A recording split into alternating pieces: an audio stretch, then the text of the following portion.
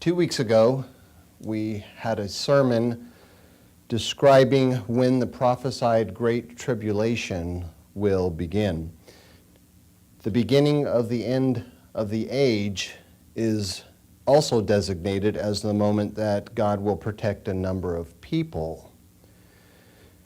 We began by reading Revelation 12 and verse 14, and I will not have you turn there today because I'm just going to read just a part of a sentence that we had covered last week. And in that prophecy of the protection that God will offer, it uses the symbolism of a woman to portray the church of God. And it says that the woman was given 2 wings of a great eagle, that she might fly into the wilderness to her place where she will be nourished. Now that place is an unknown location. It's described as a wilderness.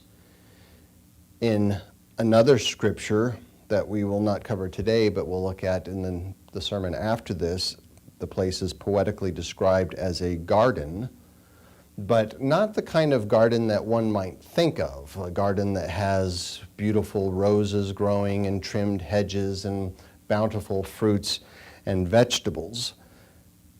The wilderness description regarding the place of safety refers to a location that is vastly uninhabited. Now, there may be natural vegetation and there may be even naturally growing produce available. We are not sure of exactly how it will be in that location, but there are several mentions of a wilderness in the scriptures, and all of them refer to remote locations where there are no cities, towns, villages, and very few, if any, abodes. Shelters might exist in such locations, but they would only consist of like tents or teepees or something similar. And so where this location is, this wilderness, where the woman will be nourished, cannot be known at this time. We can speculate about where it might be, and I have an opinion on it, but I'm not going to go into that because it is just purely speculation. But nobody is going to know where that location is until it is inhabited by the woman. But the place of protection is really not important. What is worth considering is how God will protect certain people, how selected people will escape great tribulation. That is something that we should think about. And so let's go to Luke 21. That is going to be the topic for today's message in this second part of what will likely be 3 sermons. In the last sermon that we heard describing when the abomination of desolation occurs, it is a trigger we saw for the beginning of great tribulation. And Christ said that people who are in Judea, when they see this coming to pass, that they should flee immediately. And the instruction to hastily leave the area is because of war that will break out on several fronts. Luke quoted Christ to say in Luke 21 and verse 20, "When you see Jerusalem surrounded by armies, then know that its desolation is near. Then let those who are in Judea flee to the mountains, and let those who are in the midst of her depart, and let not those who are in the country enter her." So don't head in that direction. You're going to be in a world of trouble. "For these," it continues to say in verse 22, "for these are the days of vengeance, that all things which are written may be fulfilled.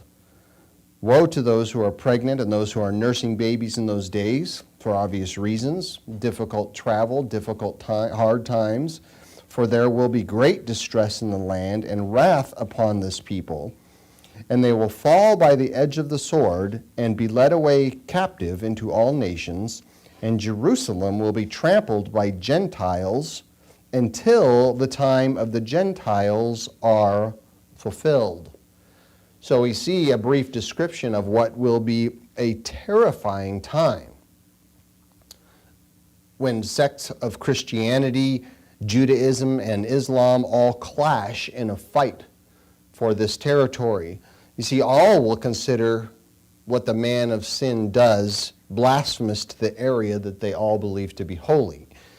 And all will consider this to be against their beliefs, and they must try to do something about it. And so it's called a time of the Gentiles, because Gentiles, meaning either unbelievers and or ingenuine believers, they will be in full control of this area. Now, Herbert Armstrong pointed out in a radio message we had heard last week that a Gentile is a person that is not a true believer. This means that they could be Protestant, Catholic, Jewish, agnostic, atheist, or a number of different categories of religion. But one who truly believes keeps the commandments of Christ. They observe the holy days.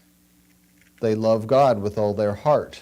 They love their neighbors as themselves. And they're no longer a Gentile then, no matter what their heritage.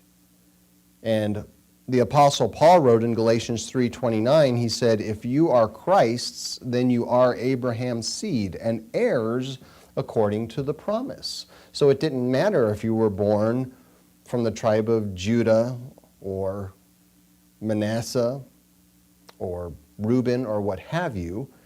If you are Christ's, meaning if you keep Christ's commandments, as you strive to live as he lived, then you're considered a part of the seed of Abraham even.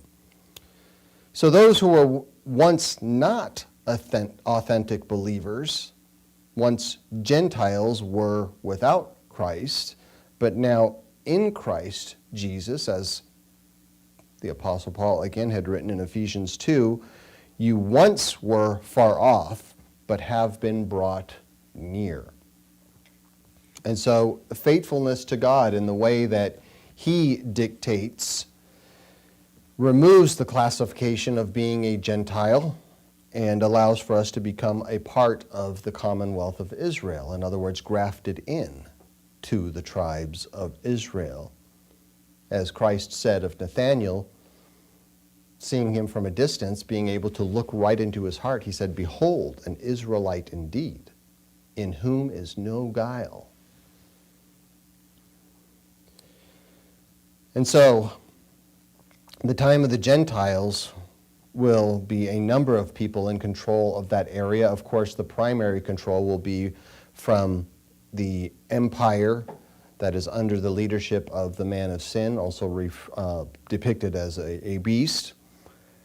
And something else when it comes to the selective inclusion of people being protected during that great tribulation is there should never be an emphasis at this time. We should never stress that, we are with one congregation or another, that is what is important. Because while most feel superior to others at this time, and perhaps always have, what is important is that we are on target with God's doctrine, how accurate we are in applying God's commandments. That is important. Now, it's true that some organizations are more on track than others, but the organization, regardless, the organization will not be a factor unless that organization affects our behavior in a negative way. Then it will matter. And so there are two primary eras of the Church of God that exist in our age. We have the Philadelphian era and the era of Laodicea. There is an element of Sardis that still exists at this time as well, but the primary eras are Philadelphia and Laodicea. Now, most like to think that they are part of the Philadelphian era of the Church of God, being more faithful than all of the rest. However, in reality, most are actually Laodicean. That is the dominant era in our age, and we're going to talk about a bit about more about that later, not in this sermon, but we will come back to it. Go back a page or two to Luke 17. And so Christ said that when it's time to flee, don't go back to get anything.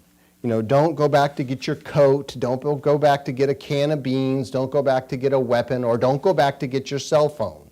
That's what most people would think of today. Oh, my phone, I got to go back. How many times have we left the house and had to turn around and come back? I've done it a number of times. Had to turn around and come back and get your cell phone. But it wasn't a matter of urgency, so I had time to do it. In any case, Christ indicated that you need to get out while you can. And there are a few reasons for this. Let's look at this, Luke 17 and verse 31. Verse 31, where it says, "In that day he who is on the housetop and his goods are in the house, let him not come down to take them away.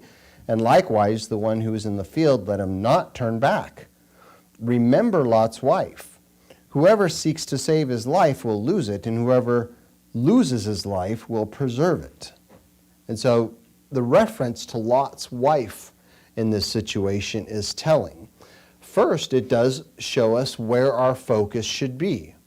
Our focus should be on what God says that we should do, to trust God in all of this, and when we do, He will take care of our needs. And we're well aware of that concept about not being, concerned for certain things when we are doing God's will and doing His work, that He told people, don't worry about it. Look how God takes care of the birds and the grass and other things. You're more important than they are. He is going to take care of you. And so the focus is God and what He desires for us to do in life. Now, when it comes to Lot's wife, we have an example of not needing to look back at what we are leaving behind. To look back wishing that we may have brought this or we may have brought that, or feeling a sense of, we're going to miss what we left behind. We loved that lifestyle. We loved living there. This is going to be a heartbreak for us. But there's something else in the reference to Lot that reveals how God will protect certain people. And so let's go back a few verses in the same chapter, but Luke 17, and we're going to begin reading in verse 22, where it says that Christ spoke to His disciples here, saying that the days will come when you will desire to see one of the days of the Son of Man, and you will not see it. And they will say to you, look here, or look there. Do not go after them or follow them. Now, some people like to say, well, He's talking directly to the disciples here, and He's telling the disciples at that time, if they say Christ is here or there, don't follow those people. But this is an enduring message here. This is talking about the end of the age. It's talking about events leading up to the end of the age. And so we have to see how that applies in our time. And so, if they say to you, look here or look there, don't go after them or follow them. And then here comes some supernatural events. For as the lightning that flashes out of one part under heaven shines to the other part under heaven quickly, in a matter of a second or two, so also the Son of Man will be in His day. And now it's notable that He is not talking about His return to the Mount of Olives at this time. And we'll talk about that in just a moment. But first He must suffer many things and be rejected by this generation. And as it was in the days of Noah, so it will be also in the days of the Son of Man. They ate, they drank, and they married wives. They were given in marriage until the day that Noah entered the ark, and the flood came and destroyed them all. Likewise, as it was also in the days of Lot. Now here we have the example of Noah. People were going about their business, doing what they would, marrying, drinking, partying, whatever, and then bang, it starts. Likewise, also in the days of Lot. This is verse 28. They ate, they drank, they bought, they sold, they planted, they built. But on the day that Lot went out of Sodom, it rained fire and brimstone from heaven and destroyed them all.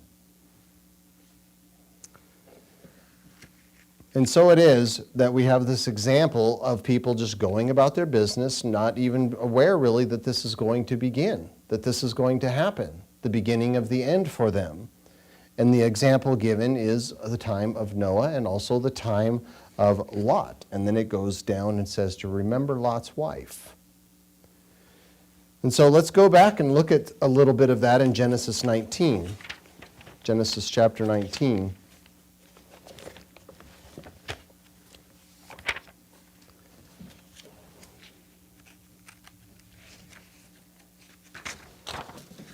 We know that Sodom and other cities in this area were filled with sin before God destroyed them.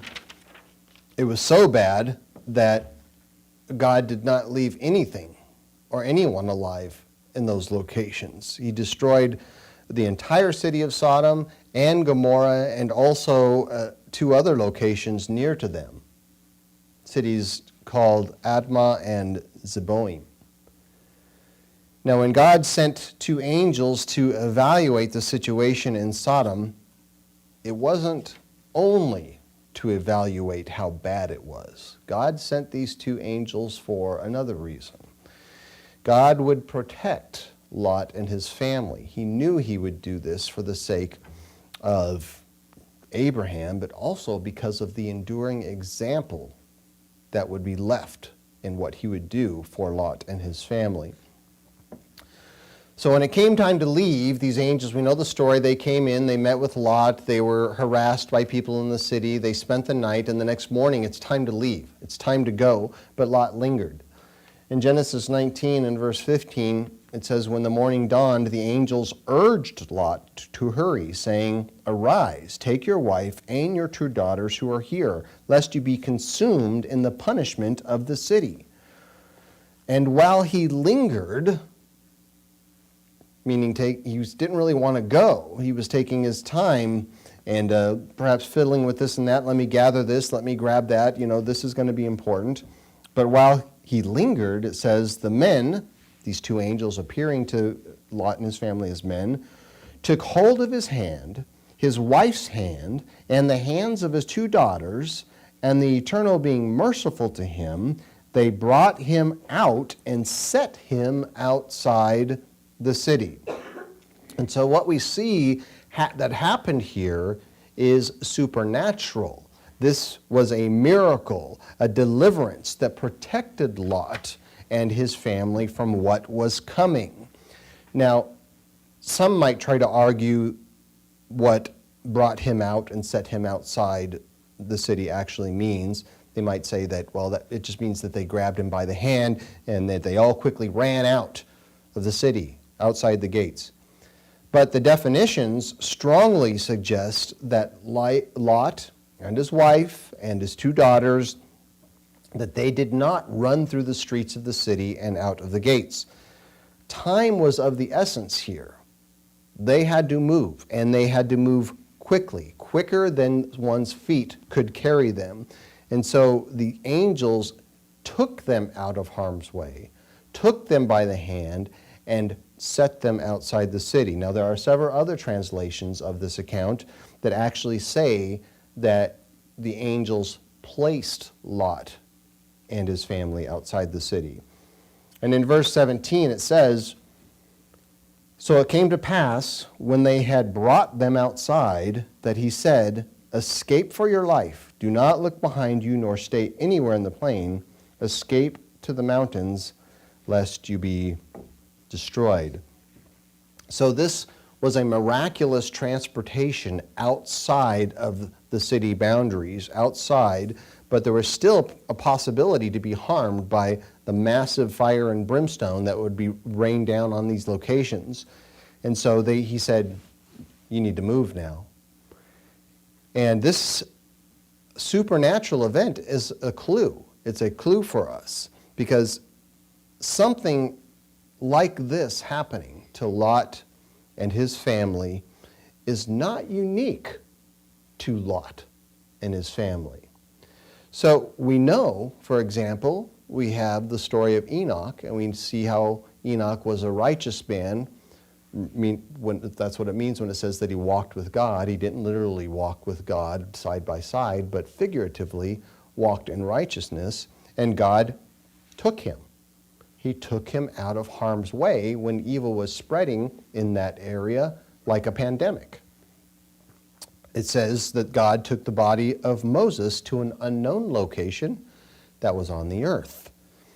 Elijah was taken up into a whirlwind, but he did not go to be with God in heaven.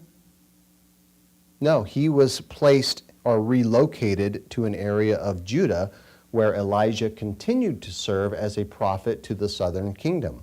And you can see in 2 Chronicles 21 that after he was removed, that here he is writing letters to the king of Judah from that area. In the New Testament, we have an example of the Apostle Philip and how he was taken to a city, I think it's called Azotus, I'm not sure if that's how you pronounce it, but he was taken by God, miraculously, supernaturally moved after baptizing a eunuch. Now, with all of these examples in mind, would it be far-fetched to say that God will take hundreds or even thousands of people from different parts of the world and remove them and take them to a place where they are protected? Well, it's not far-fetched. It's not only possible, there are actually several verses indicating that that is exactly what God is going to do. And we're going to look at just a few more of them in this message today. So let's go to Daniel 12.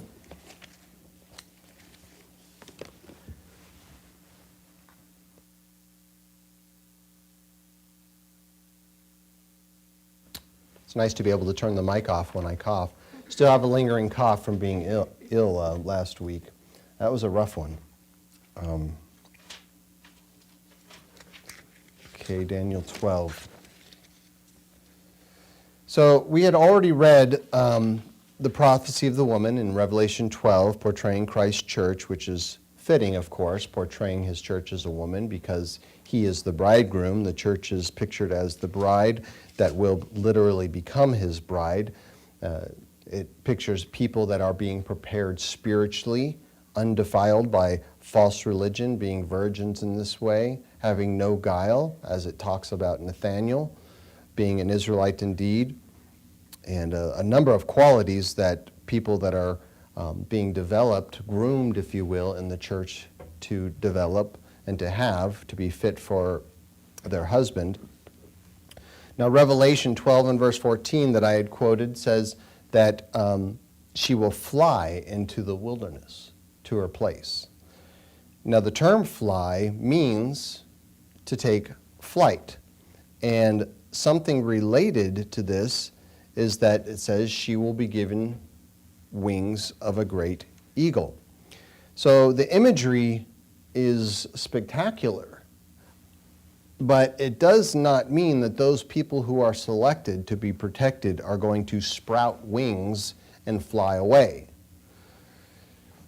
It is symbolic. It is symbolic of supernatural protection. It refers actually to angelic assistance. So God has many angels that assist him in a variety of ways. There are 24 elders, there are 4 living creatures, there are cherubim, an untold number of others, likely millions, even hundreds of billions of angels that he has created and that assist him in so many ways that we are not even aware of. Now, we are aware of some. We are aware that Christ said that he could call down 12 legions of angels if it were necessary. Occasionally, a particular angel is mentioned by name, and Gabriel and Michael are mentioned by name, and they appear to be significant angels. Michael is portrayed as a chief or prince of angels who commands other angels. And he is noted even in the book of Daniel to have fought against a spirit being that is called the Prince of Persia. And I'm sorry, that's not in the book of Daniel, but, oh yes it is. My mind is not working well nowadays. In any case, it says that Michael disputed with Satan about the body of Moses. That's shown in Jude chapter 9. And people wonder, well, what was the dispute about? Why would they fight about Moses' body? And it's because God had an angel take Moses' body and put it to a hidden location, but Satan's a spirit being. He knew exactly where the body was, and I think he wanted it. He wanted it so that it could be a place where people would come to worship the bones of Moses, which is why God removed Moses' body from the people of Israel, so that they would not worship Moses. And so in any case, Michael is a great angel, and it appears that he is going to be commanded by God to stand up and take some action here at the beginning of the end of the age, and likely in throughout the end of the age. And so in the book of Daniel,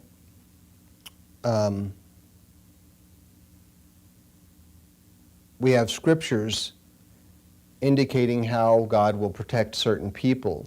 And we had read a portion of Daniel last week talking about the beginning of the end, the abomination of desolation, that, it talks about the maneuvering and the battles between the king of the north and the king of the south, and also news coming from the east, which means other involvement in these battles people from other nations that will become involved in what will become a World War III. And so, after prophesying of events leading up to the abomination of desolation, it says in Daniel 12, over one more page, Daniel 12 and verse 1, it says, and again, if you look in verse 45 of verse 11 of chapter 11, talks about this, the abomination here, and him placing a palace between the seas and the glorious holy mountain, talking about the Mediterranean and the Dead Seas and the holy mountain, referring to Jerusalem. And then it says in verse 1 of chapter 12, at that time Michael shall stand up, the great prince who stands watch over the sons of your people. And there shall be a time of trouble, such as has never was since there was a nation, even to that time. And at that time your people shall be delivered, everyone who is found written in the book. And I believe the book, it's talking about a book of remembrance, not the book of life. And I'm not going to go into the book of remembrance, but the point of reading this is that we see Michael, he is a leader here among angels, and there are several examples we have in the Bible, in the book of Ezekiel, for example, and in the book of Revelation, of angels having the face of an eagle. Now, I believe that this is an indication of what is meant by the woman being given the wings of a great eagle. And Michael will be commanded to stand up at this time. In other words, he will be commanded to take action on behalf of the people that God will deliver from great tribulation. The worst time in human history, as it describes it here. Same description Christ used. Exodus 23, if you will. And so that tribulation, called the Great Tribulation, begins with 7 seals.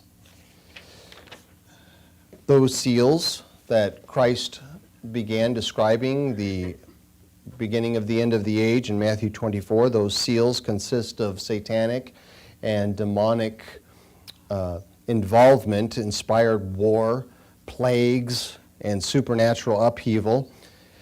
Those whom God selects will need supernatural protection at that time when this begins. And so there is a parallel pattern to this scenario. You see, God brought Israel out of Egypt through plagues, miracles that took place in Egypt. And it says in Exodus 19 and verse 4 that he bore them on eagle's wings. But they did not fly, and they were not supernaturally transported from one location to another. We understand they walked. Nonetheless, that mode of travel that the Israelites took on the journey, it included supernatural assistance in multiple ways. I mean, they were miraculously brought out of Egypt. They were sustained as they walked for day and night for a period of weeks. They went through the Red Sea miraculously, and God took care of them for decades, actually, wandering in the wilderness. He took care of them. And we even have the example of saying their clothes and their shoes didn't even wear out. Can you imagine being able to wear a pair of shoes for 40 years in rough terrain? Yeah. And they didn't have Nikes. They didn't have Merrell. What is that the hiking shoes we have? Merrell? Yeah. Really good hiking shoe. But they would wear out after 40 years, or long before 40 years, unless God was involved. And so they did have supernatural, miraculous things going on during the Exodus and afterward. And so the expression of them being saved or being taken out by eagle's wings, it refers to what? Angelic assistance. God had angels assisting them in this. In Exodus 23, in verse 20, it says, "Behold, I send an angel before you to keep you in the way and to bring you into the place which I have prepared." So an angel led them in the pillar of fire and of cloud. An angel is the one that brought the commandments to them.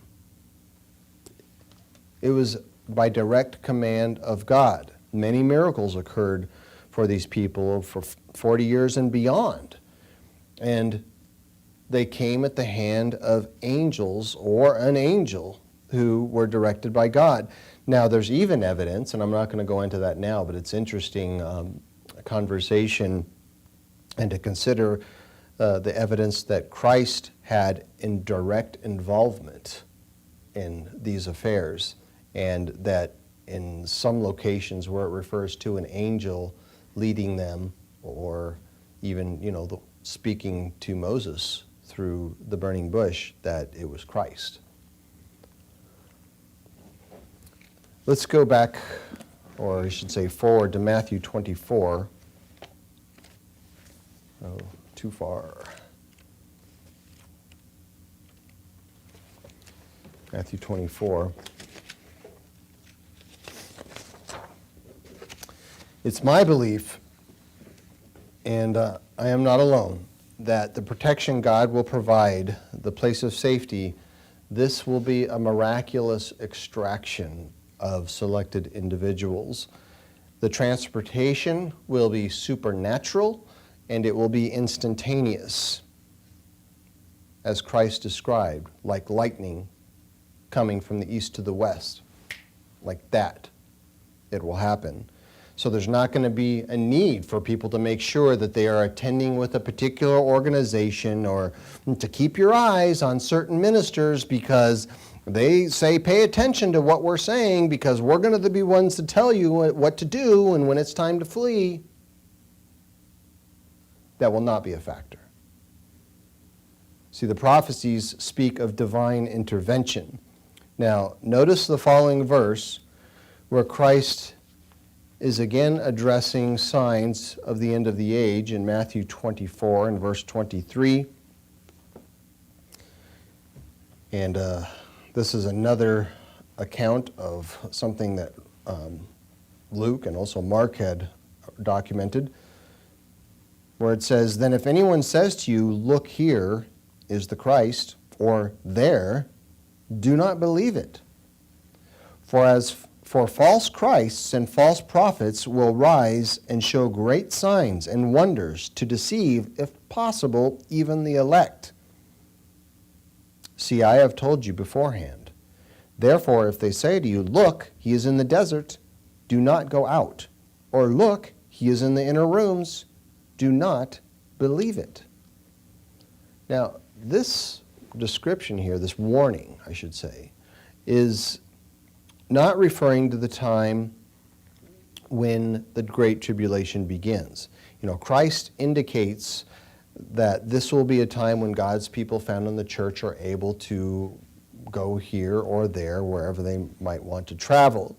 And so they would be able to go to the inner rooms. They would be able to go out to the desert, if need be. And the next verse shows why some people should not follow someone who says, "Let's go meet him. I know where he's at. Let's go. It's time to go." In verse 27, it says, "For as lightning comes from the east and flashes to the west, so also will the coming of the Son of Man be." And then an additional note, which is of great interest. "For wherever the carcass is, there the eagles will be gathered together." Now, there are stages of Christ's return. There is one ultimate return where he will come and step down on the Mount of Olives. The mountain will split heave in two, and the beginning of God's kingdom on the earth will start at that time. But Christ will come before, but not in his full glory. He will come to the earth before God's kingdom is established on the earth. And this is one of those locations where he talks about his coming. And that is why some people get confused about this, because they think, well, he's talking about when he comes to the Mount of Olives. But that's not what is being mentioned here. And there's a sermon in our library, I believe, about it. I had given several years ago. I don't know how long ago, but I believe it's called Stages of Christ's Return or Christ's Coming, something to that effect. In any case, so what we have is another description of something supernatural. And it indicates that God is going to intervene and gather people to a certain location. And it's my belief that the depiction of a carcass here is a reference to Christ, that he will be at this location. He will appear at this location. And the reason the term carcass likely is used is because it is referring to him as a man being slain through crucifixion. Now, Matthew uses the term carcass, but Luke, in his depiction of this conversation, he says body. Of course, Christ would not appear to any human being in his full glory. We understand that he told Moses on Mount Sinai that you cannot see me in my full glory. You cannot see my face and live. The same would be for any human being. And so Christ would appear to people as a man. And think about this. When appearing to his disciples after his crucifixion and after his resurrection, he appeared to them as a man. And he even told Thomas, who doubted, to come and put his hands on the wounds. Put your finger in the hole where they drove the stakes. And he did, and Thomas believed. And so could it be that this will be a form that he will take when appearing to those who escape? It is possible, but it's also possible that that is simply the reason why those terms are used, carcass and body. So the reference to more than one eagle being gathered to this location, it says wherever the carcass is, there the eagles will be gathered together. And that's interesting, because in one location in Revelation 12, the prophecy of showing us the image of a woman who is given great eagle wings, but then it says eagles, will be gathered together, and that would be more than 2 wings. But instead of focusing on the number of wings being different, or even the number of eagles being different, we find similarities in the depiction of supernatural flight. And so what may be indicated is more than one angel being involved in the extraction. There has been much confusion in the religious community about people being protected at the end of the age. There are theories among Catholics and Protestants and Mormons and others about the protection that God is going to provide to certain people at that time. And many have adopted theories about a rapture of saints, a rapture that whisks believers into the clouds where they will remain there and be protected before the tribulation begins. That scenario is not true. What they have done is they have merged prophecies of people being protected with prophecies of a resurrection. Now, the term rapture, interestingly, it began to appear in the Latin Vulgate translation of the Bible in the 4th century, and that term was placed where the Apostle Paul's prophecy of saints being caught up together in the clouds was rendered as raptured. So they, instead of saying caught up, they say raptured. But Paul's prophecy was not about protection of people during the tribulation, and we understand it's a description of chosen saints that will be resurrected, that will be changed. Those who are dead in Christ will be raised from the dead. Those who are alive during that time will be caught up together with them, and they will meet Christ in the clouds. But not understanding what Paul was talking about and not understanding God's plan of a first and better resurrection, not having the Spirit of God to guide them in their understanding of God's plan, this theory of a rapture was developed. And so all of God's people found throughout the various scattered groups existing at the end of the age, they will remain on the earth throughout most of the tribulation. And while the scriptures do not validate rapture theories, what they do speak of is they do speak of individuals who have been less faithful, that they will have to endure or face the tribulation while others are protected. And the reason I mention that is because in these rapture theories, there is one side that emphasizes verses showing the church going through the tribulation, and another side points to passages depicting the church being protected during the tribulation. But both sides of the rapture theorists misinterpret a variety of verses, not having God's Spirit to guide them. And so the scriptures foretell of protection, and they also foretell of an eventual resurrection of chosen saints that will occur when? At the last trump, talking about the 7th trumpet plague. But again, rapture theorists, they confuse these events, and they've created a doctrine based upon their misunderstanding.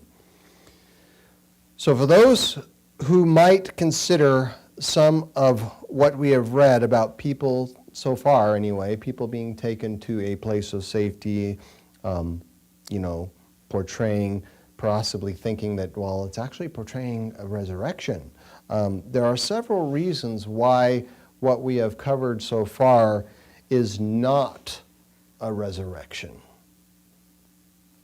And the first is the extraction of selected people, as we have read in the several accounts here.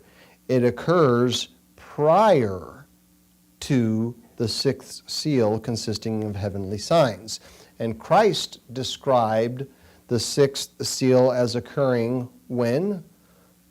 Before the trumpet plagues, and before, therefore, the first resurrection.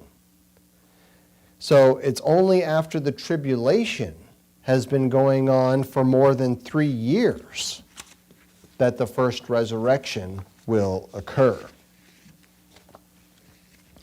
In Matthew 24 and verse 29 this time, it says, immediately after the tribulation of those days, the sun will be darkened, the moon will not give its light, the stars will fall from heaven, the powers of heaven will be shaken.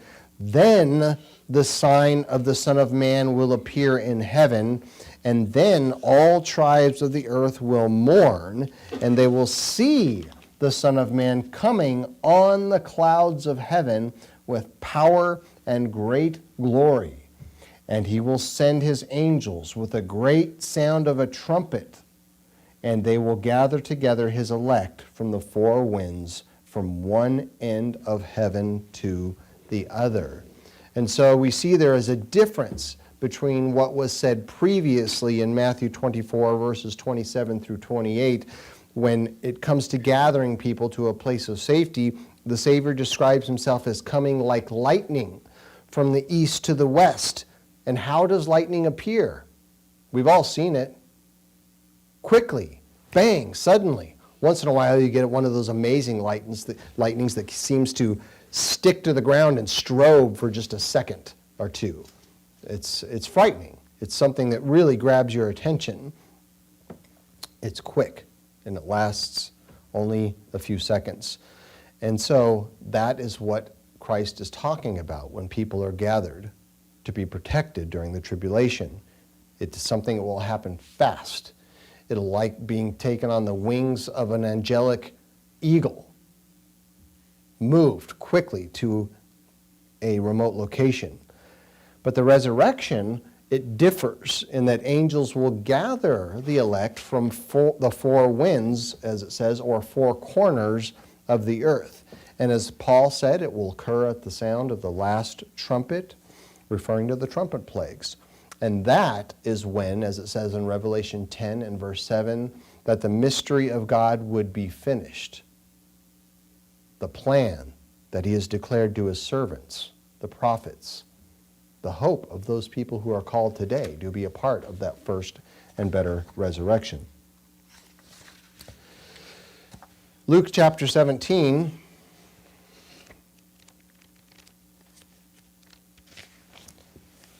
Whether or not we understand that people will be taken to a place where they are protected, or we might think that people are going to walk to a place of safety, it's not a matter of salvation whether you believe one way or the other.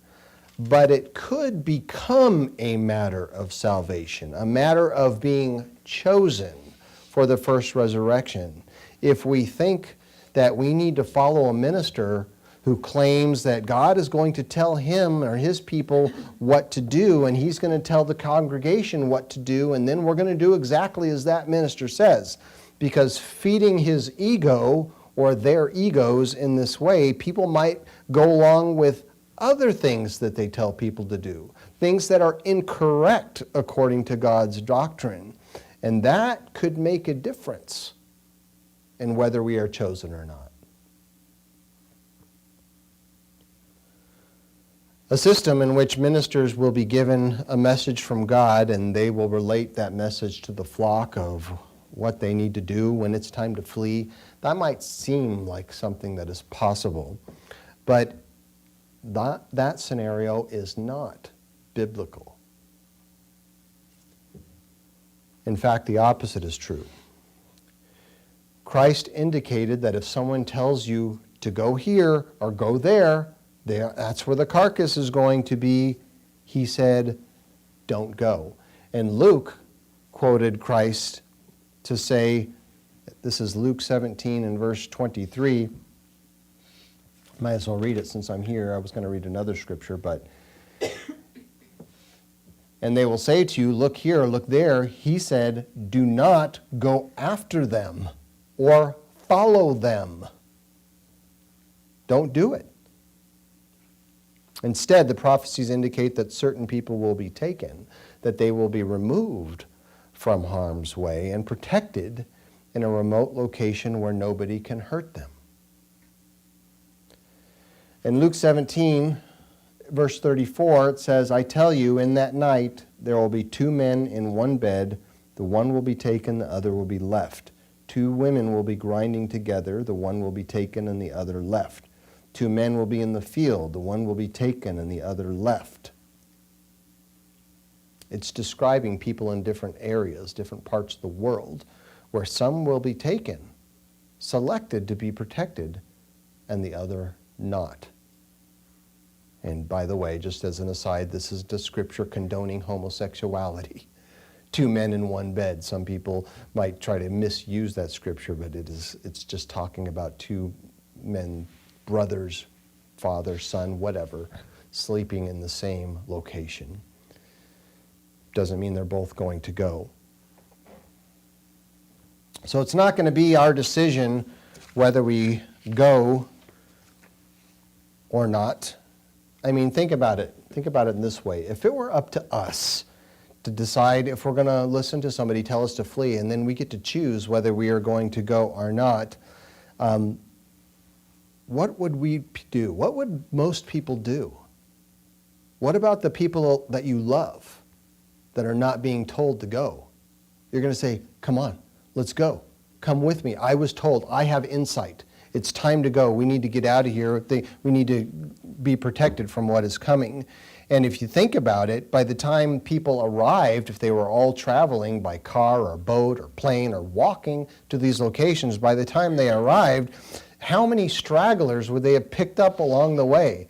People seeing groups that are going to a place to be kept safe, and people kind of putting scriptures together and not really sure, but you know what? I'm going to take my chances. I'm going with them, because I would rather be protected with God's people than stay here and have to suffer the tribulation. I mean, the location would end up swelling with hundreds of thousands likely of people showing up, many of which were not sincere or genuine in their faith. And there would be thousands just tagging along to see where this leads, to see what's going to happen here. But that is not how it's going to happen. Such an important decision is not going to be left up to people to decide. In fact, there are prophecies indicating that many people that are even affiliated with or a part of the Church of God, that they will not be taken. God is going to decide who will go. And the next time we're going to hear about some of the criteria that God will decide or use, that God will use to decide who will be taken and who will be left.